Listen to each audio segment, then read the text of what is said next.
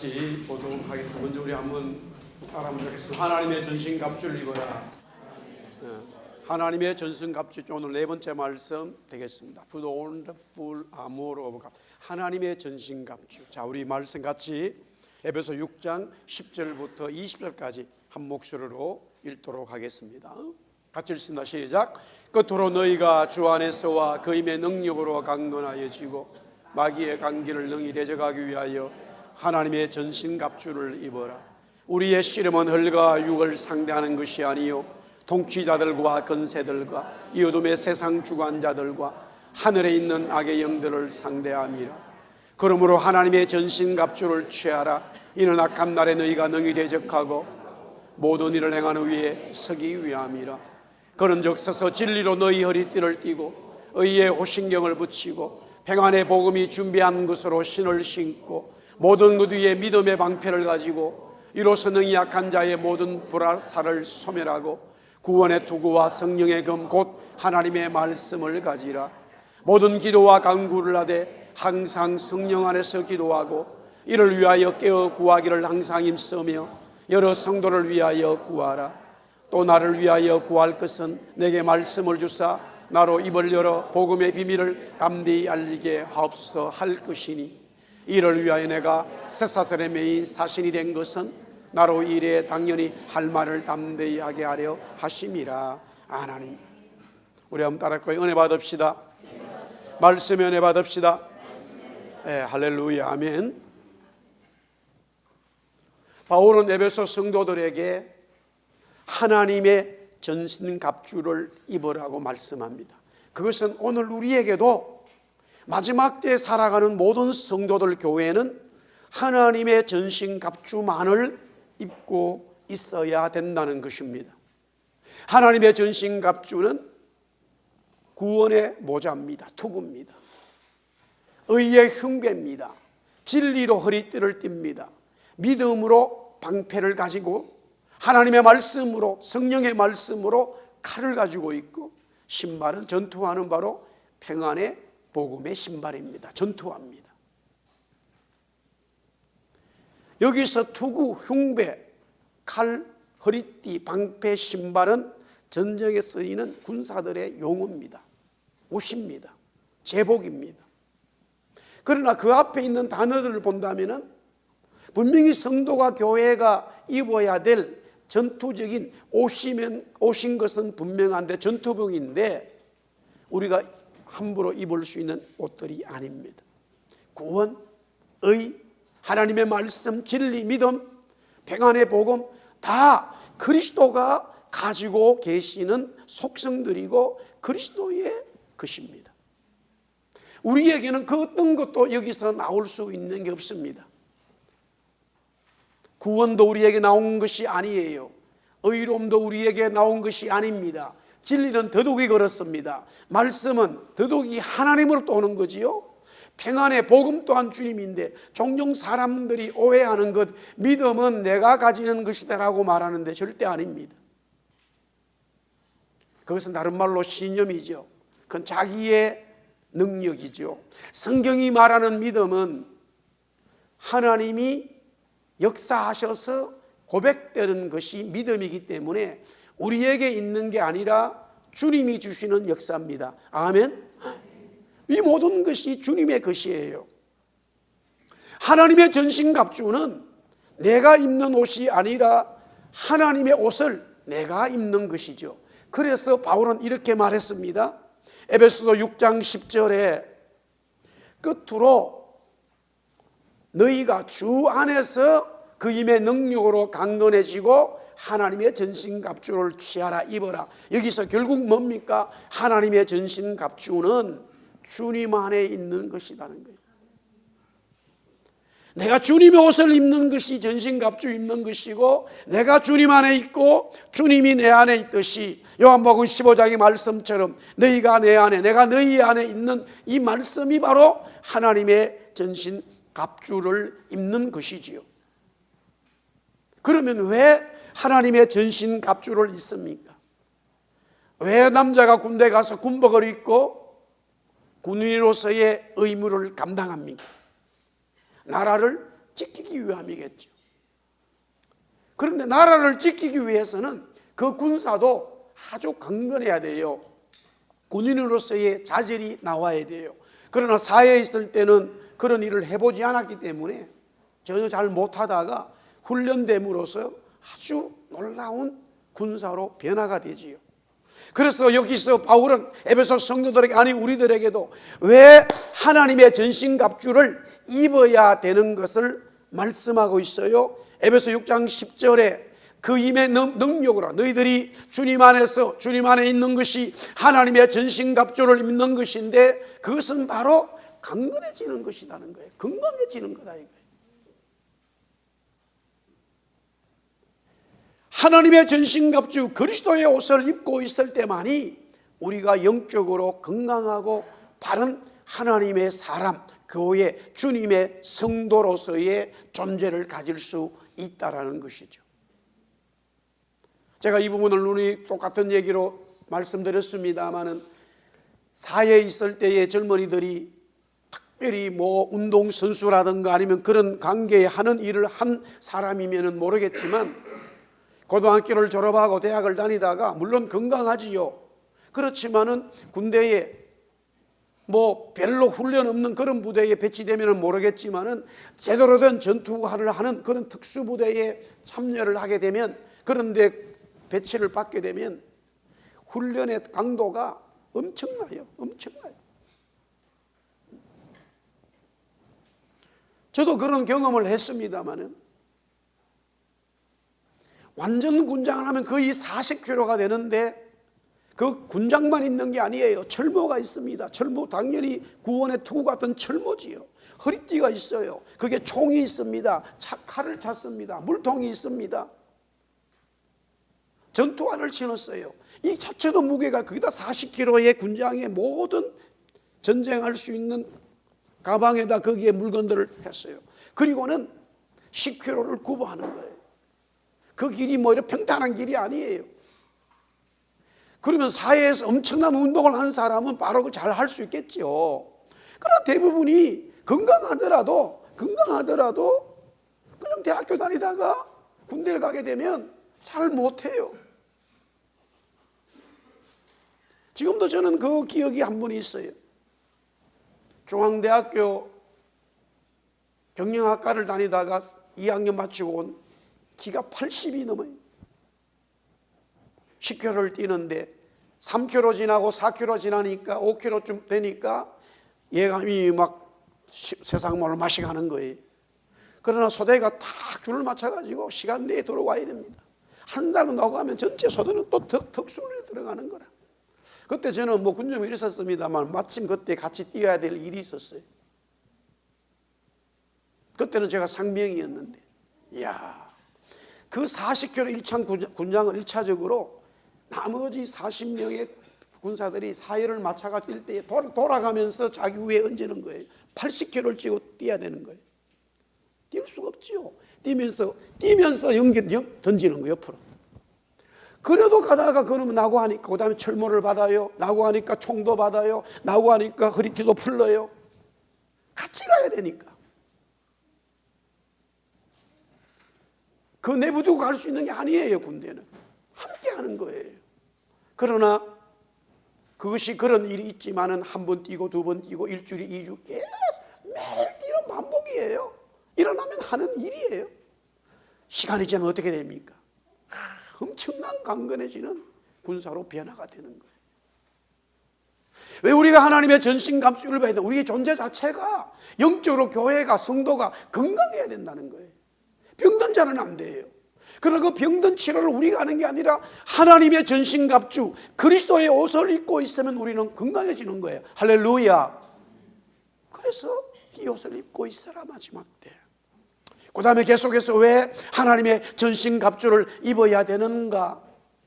11절에 마귀에게 대적하기 위하여 하나님의 전신갑주는, 내가 건강하다는 것은 존재적으로 전신갑주를 입고 있을 때 건강해지는 것이고, 그것이 이제는 훈련되어졌을 때에 전쟁에서 훈련해서 승리하기 위해서, 그것은 영적으로 마귀를 이기기 위함입니다. 그런데 마귀가 뭐라고 하냐면은 마귀의 관계다 이거예요. 속인다 이거예요. 사기를 친다 이거예요. 요사이는 뭐 전화로도 아니면 페이스북에 아니면 여러 가지 SNS를 통해서 사기치는 사람들이 굉장히 많단 말이에요. 그것을 그 관계를 내가 파악하고 대적을 할 수 있어요. 영적으로도 마찬가지다 이거예요. 저와 여러분의 능력으로는요 절대 마귀를 이길 수가 없어요. 아멘? 이길 수가 없습니다. 마귀를. 그 누구도 이기지를 못합니다. 아담도 져버렸어요. 아담도 졌다니까요, 마귀에게. 우리는 당연히 지게 돼 있어요. 그러나 그 마귀를 이길 수 있는 것이 바로 하나님의 전신갑주를 입고 있을 때에 마귀를 이길 수 있어요. 할렐루야. 그 다음에 왜 하나님의 전신갑주를 입어야 되는가? 6장 13절에 말씀하고 있어요. 내가 서기 위함이다. To stand. 내가 스탠드, 어디에 서 있느냐? 마귀 앞에서도 당당히 설 수도 있고요. 또 어디에 서 있느냐? 내가 모든 일을 끝냈을 때에도 서 있을 수 있고요. 마지막 어디에 서 있을 수 있느냐? 하나님 앞에 서 있을 수 있어요. 하나님 앞에 서 있을 수 있는 자는 하나님의 그리스도의 옷을 입은 자만이 설 수 있어요. 그렇지 않으면 설 수가 없습니다. 자, 그동안에 내가 건강하고 하나님의 전신갑주를 입고 또한 마귀를 이겼기 때문에 내가 하나님 앞에 섰을 때에 하나님 나 자랑할 수 있어요. 나 이만큼 능력이 있어요. 라고 말할 수 있을지 몰라도 실제는 우리의 모습은 하나도 드러날 수가 없어요. 오로지 전신갑주의 옷을 입고 있는 그 모습만 보이는 거예요.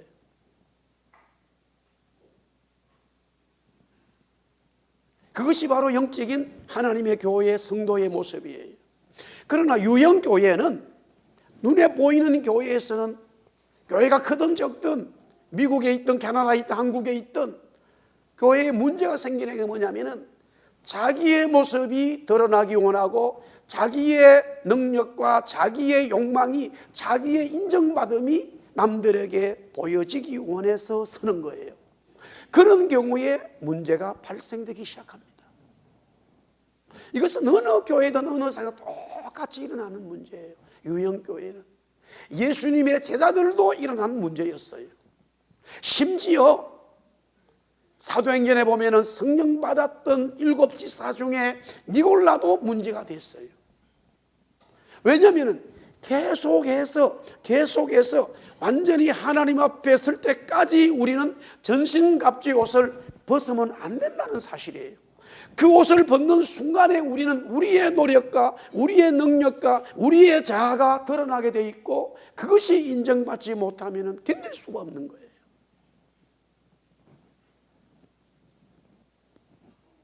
끝까지 하나님의 전신갑주를 입고 그리스도의 옷을 입고 있을 때만이 우리의 개인적인 종말을 당하거나 역사적인 종말을 당했을 때도 주님 앞에 하나님 앞에 섰을 때는 내가 너를 너무너무 잘한다라고 칭찬받을 것이고 착하고 충성된 종이라고 내 잔치에 참여할 자라고 주님 말씀하실 것이고 할렐루야.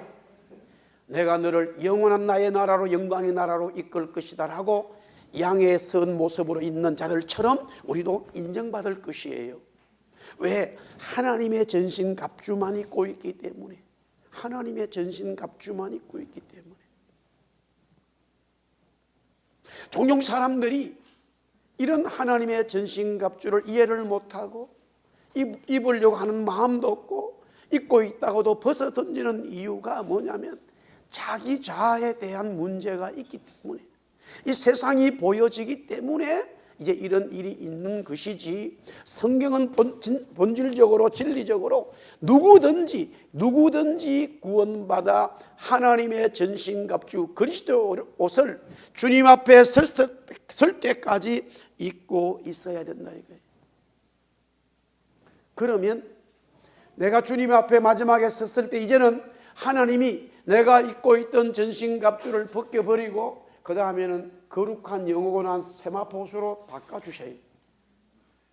그때는 하나님의 나라에는 전쟁이 필요 없기 때문이에요. 마귀의 유혹이 없어요. 할렐루야. 그거는 눈물도 없고 고통도 없어요. 내가 영적으로 건강해야 될 이유가 없어. 다 건강한 사람만 있는 거예요. 그래서 거룩한 세마포수로 주님이 바꿔주셔요. 또한 그 거룩한 세마포도 성경은 그리스도의 옷이라고 말하고 있어요. 군인이 제대하게 되면 다시 자기의 개인 옷을 입을 수 있듯이 하나님 앞에 설 때까지 우리는 이 전신갑주의 옷을, 군복을 입고 살아야 된다. 그것이 오늘 주시는 말씀이죠. 할렐루야. 제가 지난주까지 드렸어요. 오늘 이제 마지막 네 번째. 자, 하나님의 전신갑주는 한마디로 그리스도의 옷이고 그리스도의 말씀인데, 그것을 바울이 그리스도 안에 있는 것이라는 거예요. 이 그리스도의 옷을 입고 있는 자체가 능력입니다마는 이 능력이 발휘가 돼야 돼요. 이 능력이 나타나야 돼요. 나타나기 위해서는 반드시 성경은 말하기를 성도들은, 하나님의 교회는 기도로 무장해야 된다는 거예요. 사도들이 이렇게 말합니다. 우리가 말씀과 기도에 전무하겠다라고 말해요. 말씀과 기도, 말씀이 그리스도의 전신갑주에 오시고 기도는 우리가 취할 강력한 무기예요. 물론 이것도 우리가 부족하기 때문에 하나님의 성령께서 기도를 도와주시고 그리스도께서 오른편에 앉으셔서 우리를 위하여 아버지 하나님께 기도해 주시는 것은 틀림이 없어요. 그러나 반드시 말씀은 100% 그리스도의 것이고 우리가 그것을 믿는 거예요. 아멘. 그러나 기도는 우리가 감당해야 될 부분이에요. 우리가 감당하지 못하니까 주님이 도와주시는 것 뿐이에요. 그러나 분명히 기도는, 따라합시다. 기도는 성도가, 교회가 감당해야 될 부분이다. 할렐루야. 페르시아 제국에서 태어난 제사장 후손인 에스라가 2차로 유다 예루살렘에 돌아오게 됩니다. 함께한 유다 백성들의 숫자가 1754명이 되었어요. 물론 1차로 돌아온 사람들은 49,897명, 약 5만 명에 비하면 턱없이 적지요. 그래도 하나님의 성전에서 예배하고 예루살렘 성을 건축하겠다는 결의에 찬 마음들이기 때문에 자기들의 삶을 포기하고 돌아오게 되어졌습니다. 여기서 먼저 첫 번째 질문을 던집니다. 왜 1차보다 2차로 돌아온 숫자가 적을까요? 라는 질문입니다. 약 5만 명의 1차로 돌아왔어요.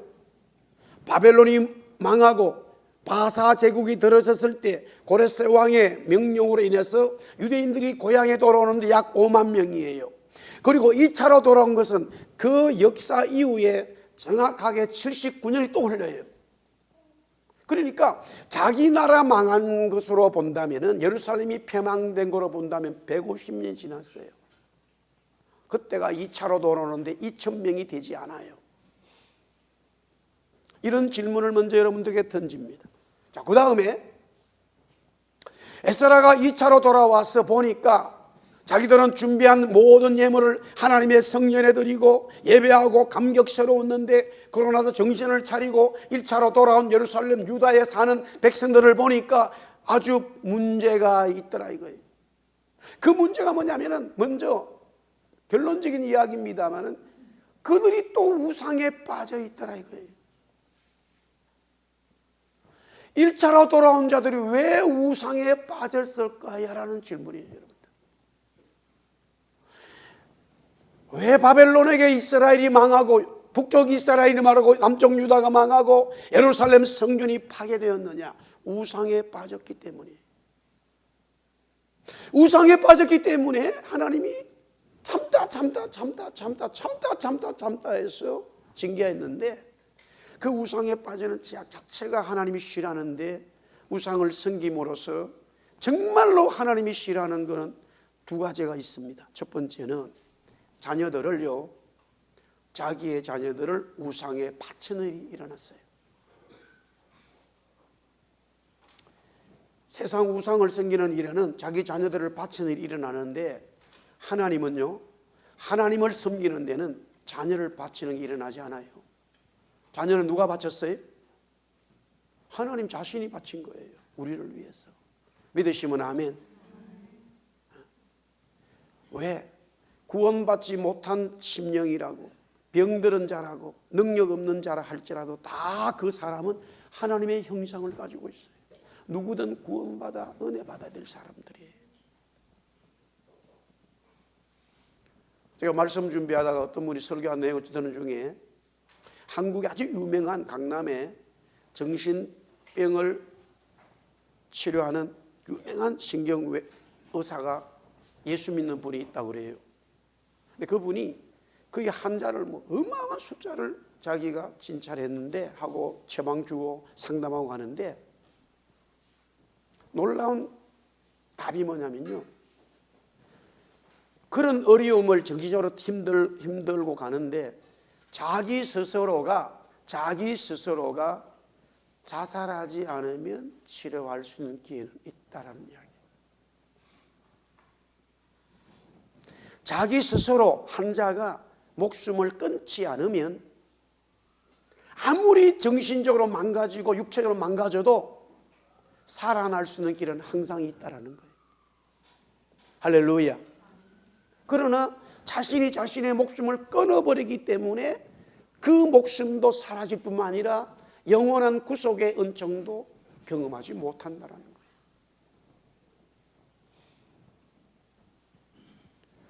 에스라가 와서 보니까 1차로 돌아온 이 선배들이 잘 하나님을 섬기고 있어야 되는데 우상에 빠졌다. 그 우상에 빠졌다는 징조가 뭐냐면 이방 여자들과 결혼했다라는 거예요. 또 자기 자녀들 중에 여자들, 딸내미들을 이방 남자에게 시집을 보냈다라는 거예요. 단순히 이거는 무엇을 말하냐면 내가 결혼이라고 하는 의미가 아니라 그들이 섬기는 이방의 신들을 받아들이겠다는 의미로 해석이 된다 이 말이에요. 다시 묻습니다.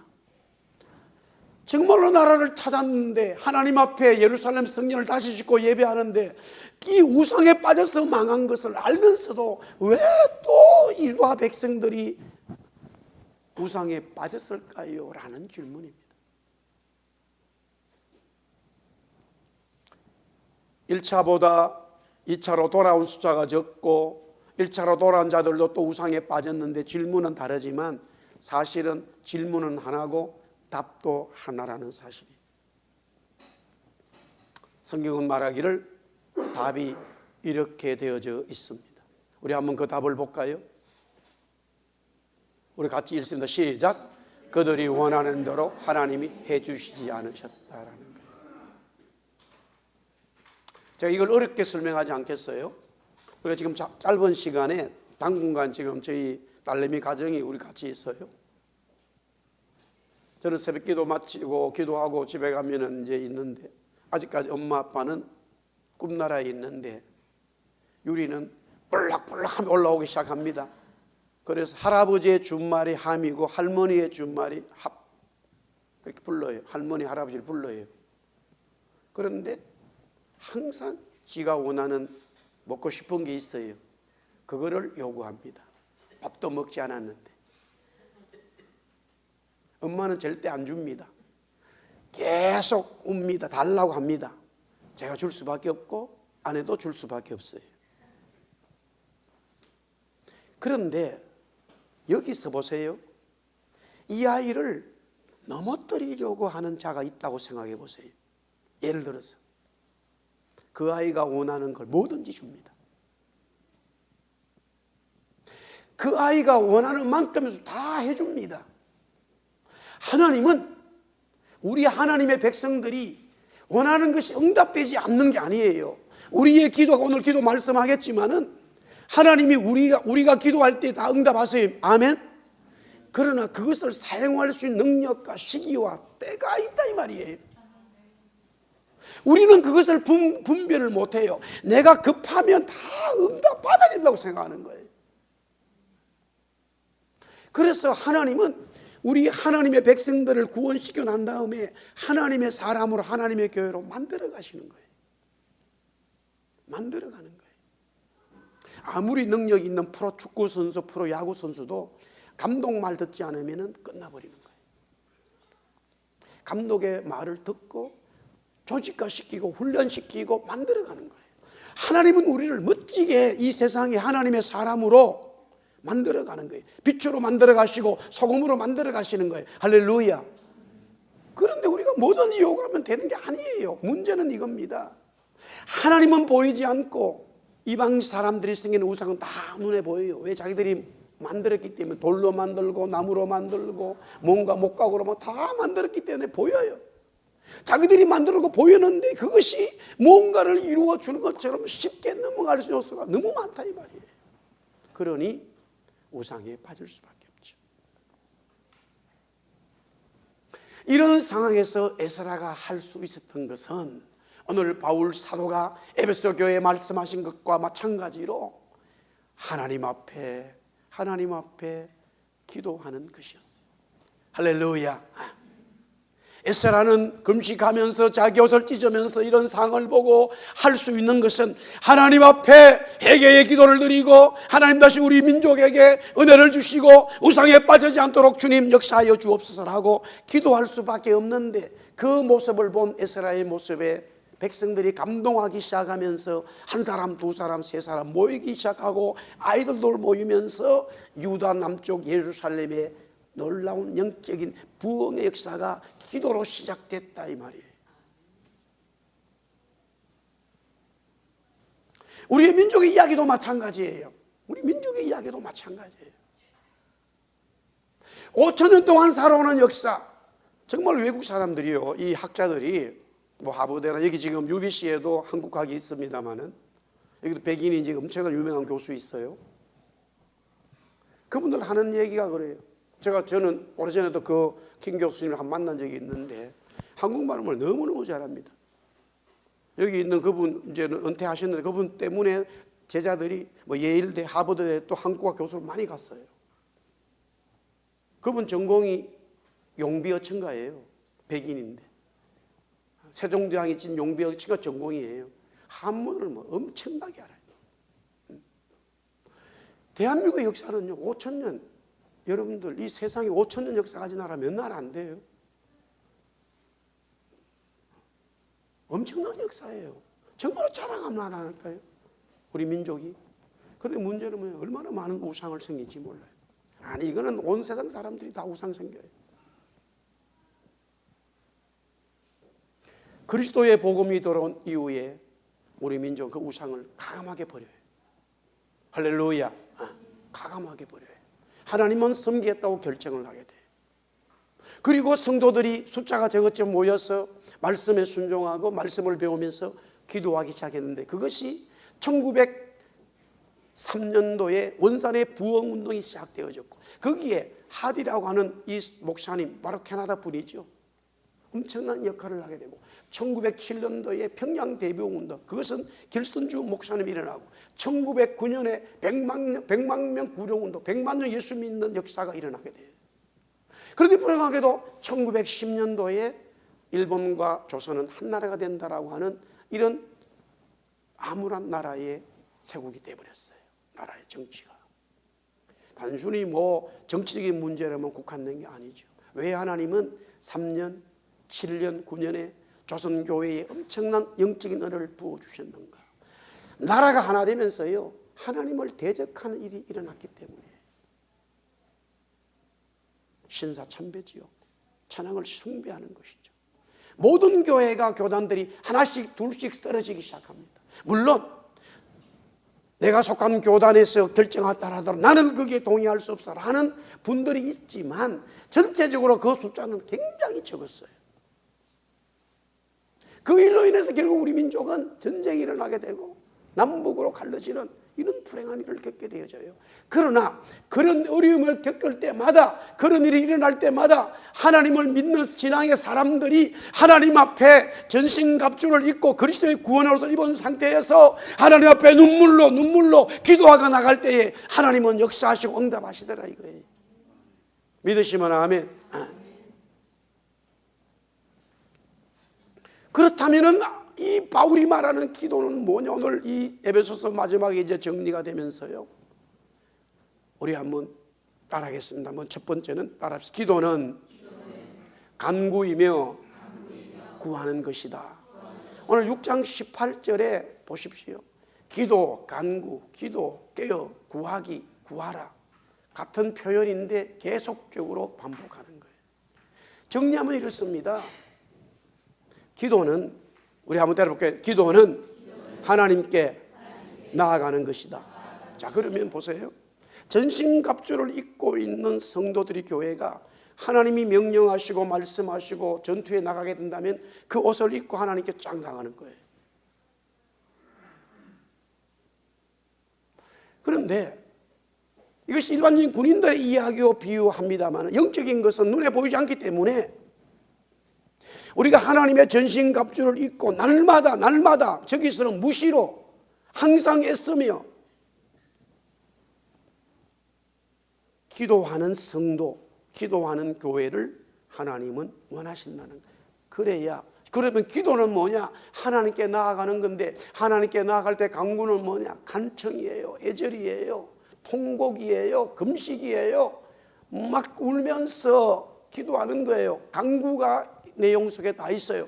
그러면서 계속 깨어 구한다. 이 말은 뭡니까? 끊임없이 그 문제를 두고 계속 기도하는 거예요. 응답될 때까지 기도하는 거예요. 할렐루야.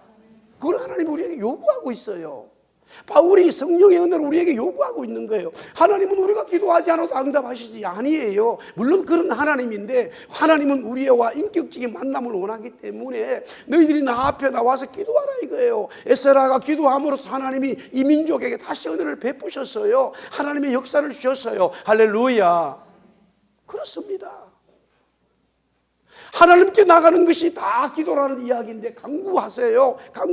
막 애절하게 하나님 달라고 기도하라는 거예요. 응답받을 때까지 기도하라는 거예요. 아들이 생선을 달라는데 뱀을 주는 아버지는 없다라고 말씀하셨어요. 기도의 간구며 간청이고 끝까지 구하라는 말씀이에요. 그것이 하나님의 전신갑주를 입고 있는 성도들의 기도의 자세예요. 할렐루야. 포기하지 말라는 거예요. 그 다음에 두 번째는 이렇게 말하고 있어요. 우리 한번 또 계속적으로 따라하겠습니다. 기도는 성령 안에서 깨어있는 것이다. 성령 안에 있는 것이 기도예요. 중요합니다. 내가 하나님 앞에 기도함으로써 나갈 때에 내가 내 안에 있는 게 아니에요. 여러분이 여러분 안에 있는 기도가 아니에요. 여러분과 저가 성령 안에 있을 때에 그 기도가 놀라운 역사가 되는 거예요. 그런데 항상입니다. 어떻게 우리가 항상 기도할 수 있어요? 어떻게 항상 또 깨어 있을 수 있어요? 마태복음 25장에 10처녀 비유가 나오는데, 여기서 중요한 진리는 뭡니까? 10명의 처녀가 다 잤다라는 거예요. 주님 말합니다. 깨어 있어야지, 깨어 있어야. 그러는데 다 잤다니까요. 다 졸며 잤어요. 5명은 자고 5명은 자지 않은 게 아니에요. 다 10명이 잤다니까요. 근데 차이가 뭐예요? 나도 자고 저 사람 자는 차이가 뭐예요? 5명은 기름이 있느냐 문제예요. 여기서 우리가 잠을 자고 깨어있는 것은 물리적인 이야기를 하는 게 아니에요. 물리적으로 깨어있고 물리적으로 잠을 자는 얘기가 아니라, 성도가 기도하는 것은 성령 안에 있는 것을 말하는 거예요. 성령으로 준비되어 있으라는 거예요. 성령과 함께 하라는 거예요. 성령 속에서 은혜 받으라는 거예요. 할렐루야. 내가 내 안에 기도하는 것은 응답되지 않아요, 여러분. 내가 성령 안에 있을 때에, 그 기도가 역사가 된다 이거예요. 그게 하나님의 전신갑주를 입고 제대로 전투의 멋진 전쟁의 승리를 가져올 수 있다는 것이죠. 그래서 마태복음 7장 11절과 누가복음 11장 14절 똑같은 말씀인데 이렇게 기록되어 있어요. 마태는 기록하기를 너희가 악한 자라도 좋은 것으로 자식에게 줄 줄 알거든 하물며 하늘에 계신 너희 아버지께서 구하는 자에게 말합시다. 좋은 것으로 주신다 이거예요. 그런데 누구나 똑같은 말이에요. 너희가 악할지라도 좋은 것을 자식에게 줄 줄 알거든 하물며 너희 하나님 아버지께서 구하는 자에게 뭐라고요? 성령. 묻습니다. 좋은 게 뭐예요? 성령이다. 이게 에스라와 1차, 2차 돌아온 사람들의 차이였어요. 왜 우상에 빠집니까? 왜 그런 역사가 있으면 또 빠집니까? 좋은 것이, 내가 원하는 것이 좋은 것이기 때문에 문제가 생기는 거예요. 진짜 여러분과 제가 좋은 것은 하나님의 성령이에요. 하나님의 성령을 선물로 받고 성령 안에 거하는 거예요. 성령의 기도의 역사예요. 할렐루야. 그것이 하나님의 복이다 이거예요. 그것이 하나님의 전신갑주를 입고 성령 안에 있는 기도의 역사가 된다. 그 다음에 계속해서 세 번째는 이렇게 되어져 있습니다. 우리 한번 따라해 볼까요? 기도는 복음의 비밀을 알리는 무기다. 오늘 여기 6장 19절에 내게 말씀을 주사 나로 입을 열어 복음의 비밀을 담대히 알리도록 해달라는 거예요. 바울은 능력자예요. 지식자예요. 에베소 성도들에게 기도 부탁할 이유가 없습니다. 다 할 수 있어요. 그러나 왜 그가 부탁합니까? 진짜 기도는 성령 안에 있는 기도가 되어질 때만이 그리스도의 말씀의 비밀이 풀려지기 때문에 지혜 있는 자, 능력 있는 자에게는 감추시고 어린아이와 같이 무식하고 순진한 자에게 이 비밀을 하나님이 열어주셨다라고 말씀하는 거예요. 사랑하는 성도 여러분, 나는 예수님이 믿어집니다. 예수님이 나의 구원자입니다. 예수님이 나를 영원한 나라로 이끌어가 주십니다. 할렐루야. 믿으신다면 놀라운 비밀을 이미 가지고 계시는 거예요. 에베소 교회는 원래 기도로 세워졌어요. 복음의 비밀을 알리기 위해서 세워졌어요. 그가 기도하는 곳을 찾다가 루디아를 만나요. 기도하는 곳을 찾다가 결국에는 기도하다가 잡히게 돼요. 잡힌 장소에서 가면 또 기도하니까 하나님의 성령의 역사에서 이 간수장이와 가족들이 믿게 되어진 거예요. 기도가 능력이죠. 기도가 복음의 비밀을 알리는 무기단 말이에요. 예수 믿는 사람은 누구나 기도할 수 있어요. 할렐루야. 대학교 졸업장도 필요가 없어요. 돈도 필요가 없어요. 지혜도 필요가 없어요. 기도는 다 할 수 있어요. 저는 개인적으로 정말로 예수 믿고 구원받은 하나님의 놀라운 이 은혜를 입은 자 중에 하나다라고 분명히 말씀드릴 수 있어요. 마지막입니다. 6장 20절이죠. 6장 20절. 우리 한번 따라할까요? 기도는 고난을 이기는 힘이다. 지금 바울이 로마 감옥에 사사절에 매여 있어요. 그래서 기도 부탁하는 거예요. 왜 복음을 전하는데 이 비밀을 알리는데 이런 고난이 옵니까? 왜 이런 어려움이 옵니까? 오지 말아야 되지요. 그래서 우상에 빠지는 거예요. 하나님의 은혜가 있고 전신갑주를 입고 능력이 나타나도 우리에게는 또 문제가 생기는 거예요. 그러면 그때 전신갑주를 입은 성도는 교회는 어떻게 해야 된다? 고난이 왔어요. 문제가 왔어요. 환난이 왔어요. 뭐 하라고요? 기도하라 이거예요. 기도해서 테이크아웃, 용감한 하나님의 이 무기를 가지라 이거예요. 그때 하나님이 역사하겠다는 거예요. 할렐루야. 이제 에베소 말씀을 정리하겠습니다. 성령 안에 있는 자는 바로 강건하게 되는 거지요. 복음의 역사를 담당하는 거지요.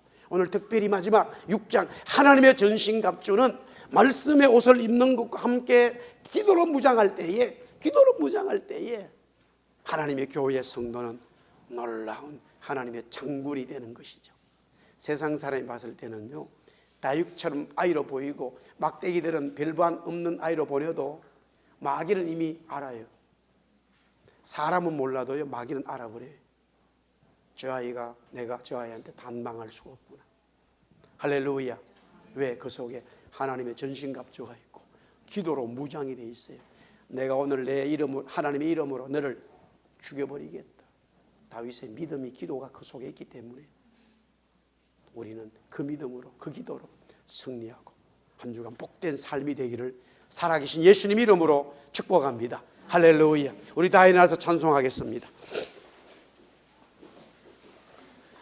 주 예수의 은혜를 내려주사 우리 368장